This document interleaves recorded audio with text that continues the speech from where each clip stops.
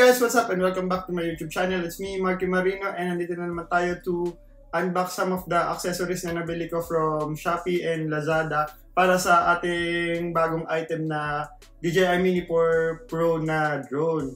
Yan. So lalagyan natin siya ng mga accessory na nabili ko na magagamit natin for safety, tsaka for convenient, tsaka para na rin sa future ng drone natin for longevity ng life niya, tsaka para sa safety na rin niya, para hindi siya sumisempla, hindi nagagasgas and stuff like that. So, ano pang hintay natin? Let's do the unboxing. Tara na!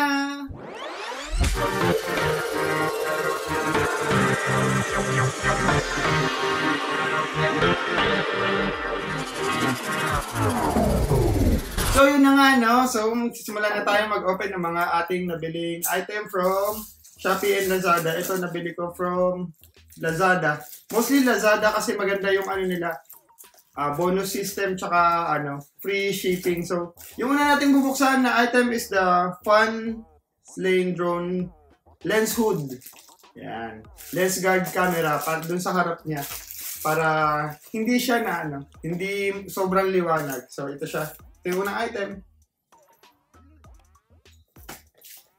Tapos itatry natin sa drone kung ano yung itsura niya.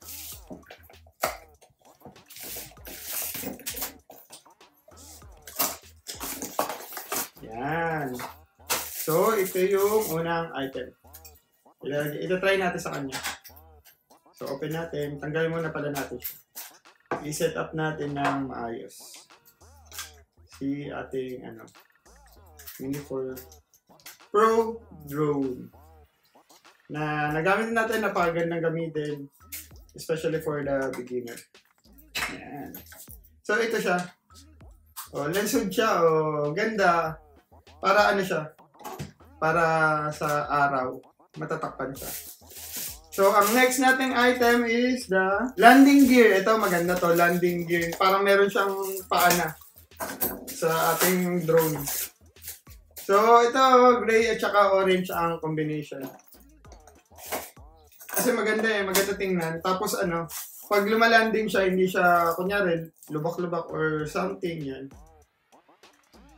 Para na siya, safety na yung paglanding natin sa, sa lupa or sa bato, ganyan. So, ito na yung paano. Para siyang paanong, it's like the feet of the spider. So, let's try.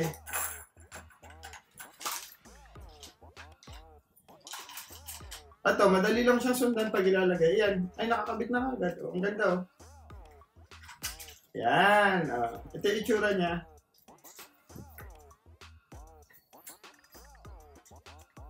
So, dalawa na. Ang ganda na. Nakaangat na siya. Tapos na tayo sa second item. Next item, propeller guard quick release. Propeller guard. Tingnan na lang natin. So, sobrang dami ng mga pinagbibili ko. Pero alam ko lahat magagamit. Yan. So, ito siya. Third item, propeller guard. So, madali lang naman, kasi may left feet, right feet, left feet, yan. Tapos, right RR, left rear. So, ito, ginagamit to para, siya, protective gear siya para dun sa ating, propeller. Iwas gunggo nung natin, ng propeller. Although naman siya, anti-obstacle naman. Mas okay pa rin na kung sobrang ka, 'di ba? Sobrang ingat ka dun sa drone mo na ayaw mong maaksidente or stuff. Sobrang nung ang dami nang naging accessory ng ating drone. Ang ganda na niya. Ito na siya, tatlong item na yung ating nailagay sa drone. So, yun na nga, nakabit na natin yung tatlong accessory para dun sa, natin, aircraft natin. Itong hood, tapos itong leg niya, tsaka itong propeller guard. So, yan na. Pupunta naman tayo dito sa ating RC2. Ito naman yung lalagyan natin na accessory. So, dito naman tayo pumunta. Ang ating una is the silicone protective case. Yan. So, ito para, naman siya. In case na mabagsak, di ba? So, ayun. Ito siya. Ayun na. So, mostly, nabili ko siya sa Lazada and Shopee. Yan, ang ganda, oh. Red.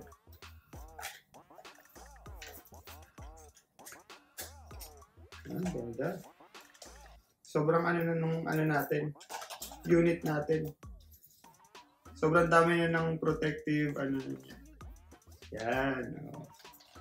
So, perfectly fit naman siya sa ating RC2. Tapos, set up natin kung... So, ito na. Diba? Ito na yung itsura niya. So, pag tutupiin natin yung transmitter, yan. Sobrang protected na niya. Next natin, ito kasi nabuksan ko na kasi nga, akala ko may na-order akong tempered glass pero wala pa pala. So, ito, i-check na lang natin kung ano yung mga kasama niya. Una, ito yung sa niya, joystick protective cover din. So, hindi mo na siya tatanggalin lagi. Ilalagay mo na lang siya dito. So, yun. Oh. Diba? So, pag gagamitin mo na, tatanggalin mo na lang siya. So, yan. Ito yung pangalawang accessory niya. Yan. Ang sunod is the lanyard. Ito, maganda lanyard.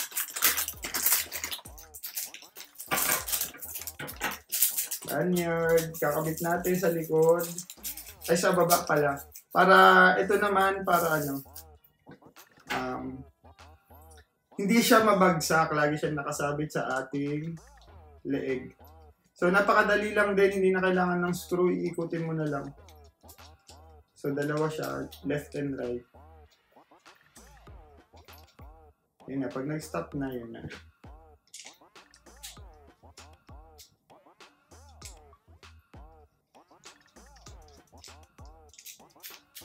Yan.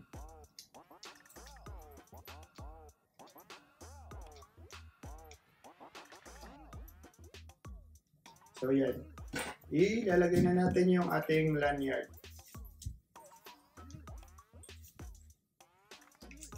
Sobrang dali niya kasi ang ganda pa nung nung quality ng product. So, yan na. Diba? Lalagay niya sa leeg. Partner pa sa red na So, pag nagpapalipad kayo drone, ang yabang mo. Tapos, adjustable siya.